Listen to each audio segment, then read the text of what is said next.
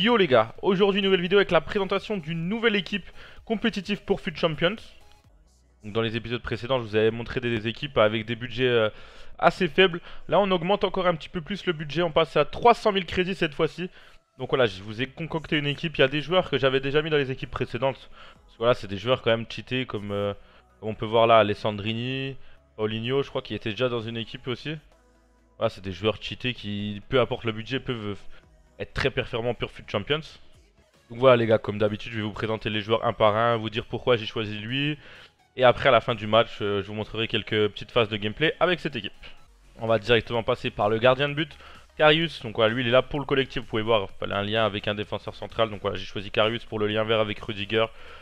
Il a l'air assez bon, j'ai fait quelques matchs avec lui et il s'est troué sur un petit but. Mais après voilà, les gardiens c'est un poste assez aléatoire et il a les bonnes stats, il est grand donc il est censé être bon. Pour la charnière centrale, on retrouve une défense centrale très cheatée avec l'un des meilleurs défenseurs centrales du jeu pour moi. En tout cas en carte régulière, sans hors icône. Eric Bailly, donc voilà, des stats assez exceptionnelles. Il est très rapide, très physique. Les bonnes contributions, voilà, vous pouvez voir ses stats in-game, c'est monstrueux. À côté de lui, il y a un défenseur un petit peu plus grand, Rudiger, mais un peu moins rapide malheureusement. Voilà, qui est aussi très fort. Et pour moi, c'est la meilleure charnière à faire en première ligue. On va passer sur les côtés, donc on a Kolasinac Boost, pardon, à gauche. Voilà, qui est très bon lui aussi. Très physique, vous voyez 91 de physique sur la carte. Il manque un petit peu de vitesse, malheureusement en BPL il n'y a pas de très grand latéral gauche. Voilà, Kolasinac fait quand même l'affaire là. 93 en force, c'est juste ouf. Il est grand, il est bien. Dommage qu'il ait pas 5-6 de plus en vitesse, mais voilà, ça fait vraiment l'affaire. Et après, côté droit, on a un défenseur vraiment plus rapide, c'est Medo. Beaucoup moins physique, voilà, 92 de vitesse, 71 en physique. Niveau stat in-game, vous voyez, c'est sa stat en force qui fait défaut un petit peu avec un 59. Là, je le trouve vraiment bon sur ce FIFA. On va passer au milieu de terrain maintenant avec Paulinho. Voilà, une carte vraiment complète, vous pouvez voir, il a 74 partout, c'est assez ouf. Il est assez grand, 1m80, élevé. C'est vraiment un milieu très complet, vous voyez, stats in-game, c'est vert quasiment partout, à part dans quelques petites caractéristiques, voilà, c'est vraiment bon. Un milieu très complet, à côté de lui, on va retrouver un milieu bien plus défensif, Bakayoko. Bah, c'est une valeur sûre sur FUT, je pense que c'est le joueur qui est le plus utilisé, tout poste confondu sur FUT cette année, que ce soit en FUT Champions ou même dans les autres modes, mais surtout en FUT Champions. Ah, c'est un joueur qui vaut pas très cher et il est trop fort.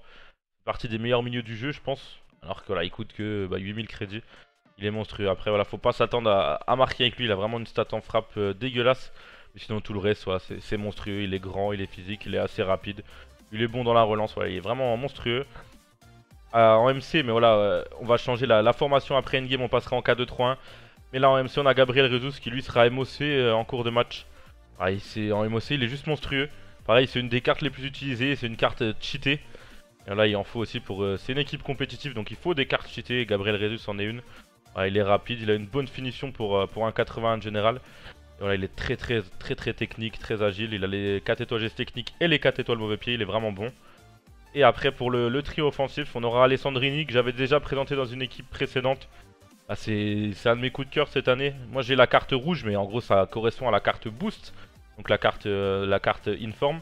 Là, vous achetez la carte Inform si vous n'avez pas la carte rouge et il est juste monstrueux. Vous voyez ses stats et ses stats in-game, c'est du cheat.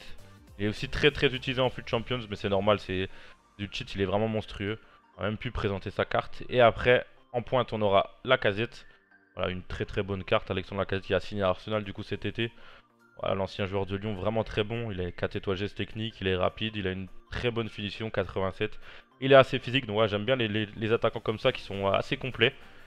Et après, côté droit, pour les 5 étoiles geste technique, on a Ousmane Dembélé, voilà, très technique. Il a aussi les 5 étoiles mauvais pied, donc ouais, c'est vraiment ouf comme carte. Et après, son seul petit problème, je trouve, j'avais déjà fait un FUT champion avec. Le premier FUT champion, je l'avais fait avec et je trouve que c'est sa finition.